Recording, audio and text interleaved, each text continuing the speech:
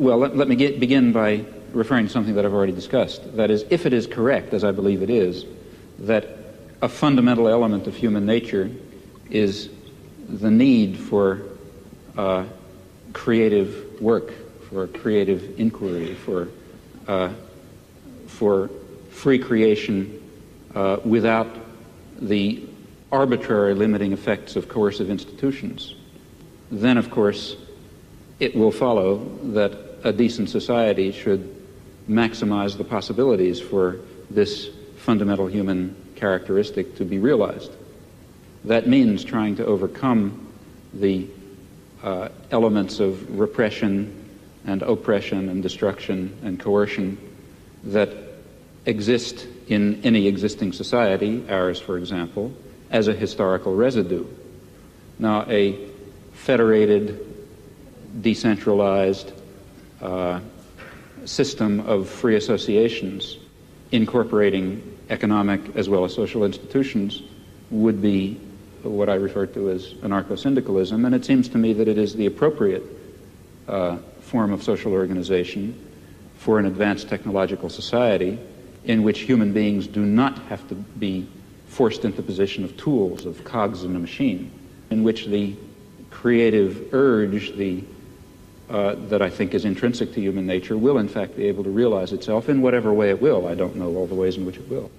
Je suis dans ma démarche beaucoup moins avancé, je vais beaucoup moins loin que M. Chomsky, c'est-à-dire que j'avoue n'être pas capable de définir, il n'y a plus forte raison de proposer un modèle de fonctionnement social idéal pour notre société scientifique ou technologique.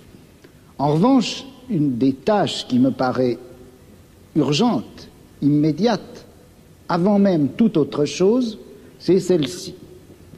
On a l'habitude, du moins dans notre société européenne, de considérer que le pouvoir, il est localisé entre les mains du gouvernement et il s'exerce par un certain nombre d'institutions bien particulières qui sont l'administration, en France on appelle ça préfectorale, enfin je ne sais pas comment on dit ailleurs, l'administration, la police, l'armée.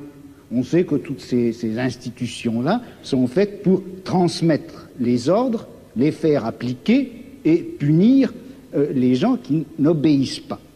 Mais je crois que le pouvoir politique, il s'exerce encore, il s'exerce en outre, de plus, par l'intermédiaire d'un certain nombre d'institutions qui ont l'air comme ça de n'avoir rien de commun avec le pouvoir politique, qui ont l'air d'en être indépendantes et qui ne le sont pas. On sait bien que l'université, d'une façon générale, tout le système scolaire, qui en apparence est fait simplement pour distribuer le savoir, on sait que cet appareil scolaire est fait pour maintenir au pouvoir une certaine classe sociale et exclure des instruments du pouvoir toute une autre classe sociale. Quelque chose comme la psychiatrie, qui en apparence aussi n'est destinée qu'au bien de l'humanité et à la connaissance des psychiatres, la psychiatrie est encore une certaine manière de faire peser un pouvoir politique sur un groupe social. La justice également. Bon, et il me semble que la tâche politique actuelle dans une société comme la nôtre, c'est de critiquer le jeu des institutions apparemment les plus neutres et les plus indépendantes, de les critiquer, de l'attaquer de telle manière que la violence politique qui s'exerçait obscurément en eux surgisse et pour qu'on puisse lutter contre elle. À vouloir tout de suite, enfin si on cherche tout de suite à donner le profil et la formule de la société future sans avoir bien fait la critique de tous les rapports de violence politique qui s'exercent dans notre société, on risque de les laisser se reconstituer, même à travers des formes aussi nobles, apparemment aussi pures que celles du syndicalisme anarchiste. Yes, I would certainly agree with that, not only in theory but also in action. That is, there are two intellectual tasks. One, and the one which I was discussing, to try to create the vision of a future just society. Another task is to understand very clearly the nature of power and oppression and terror and destruction in our own society. And that certainly includes the institutions you mentioned, as well as the central institutions of any industrial society, namely the economic, commercial, and financial institutions, in particular, in the coming period, the great multinational corporations, which are not very far from us physically tonight. Those are the basic institutions of oppression and coercion and autocratic rule that appear to be neutral. After all, they say, well, we're subject to the democracy of the marketplace. Still, I think it would be a great shame to lose or to put aside entirely the somewhat more abstract and philosophical, if you like, task of trying to draw the connections between a concept of human nature that gives full scope to freedom and dignity and creativity and other fundamental human characteristics, and relates that to some notion of social structure in which those properties could be realized, in which meaningful human life could take place. And in fact, if we are thinking of social transformation or social revolution, though it would be absurd, of course, to try to draw out in detail the point that we're hoping to reach, still we should know something about where we think we're going. And such a theory may tell it to us. Oui, mais alors là, est-ce qu'il n'y a pas un danger? Si on dit que il existe une certaine nature humaine, que cette nature humaine n'a pas reçu dans la société actuelle les droits et les possibilités qui lui permettraient de se réaliser. C'est bien ce que vous avez dit, je crois. Et si on admet cela, est-ce qu'on ne risque pas de définir cette nature humaine à la fois idéale et réelle, cette nature humaine cachée et réprimée jusqu'à présent, est-ce qu'on ne risque pas de la définir dans des termes que nous empruntons à notre société, à notre civilisation, à notre culture?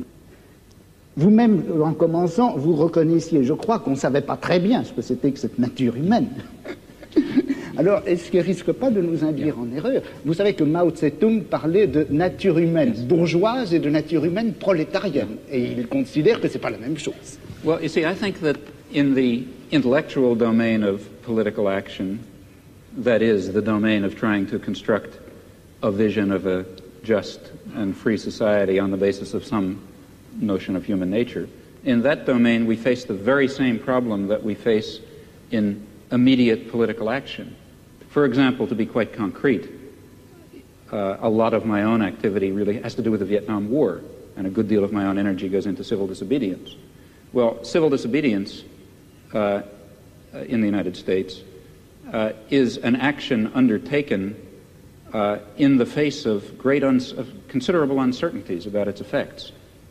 For example, it threatens the social order in ways which, let's say, one might argue, bring on fascism. That would be very bad for America, for Vietnam, for Holland, and for everyone else.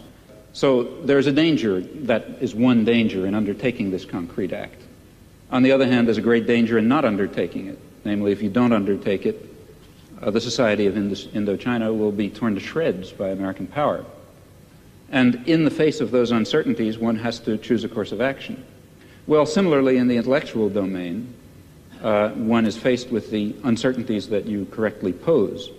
Our concept of human nature is certainly limited, partial, socially conditioned, constrained by our own character defects and the defects and the limitations of the intellectual culture in which we exist.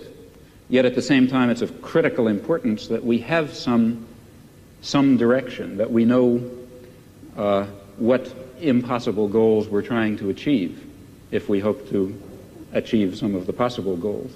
And that means that we have to be bold enough to speculate and create social theories on the basis of partial knowledge while remaining very open to the strong possibility, in fact overwhelming probability, that at least in some respects we're very far off the mark.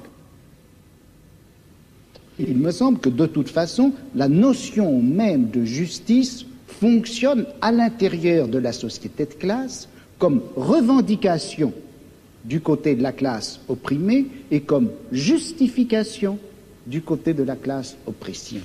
I don't agree with that. Et dans une société sans classe, je ne suis pas sûr qu'on ait encore à utiliser cette notion de justice. Yeah.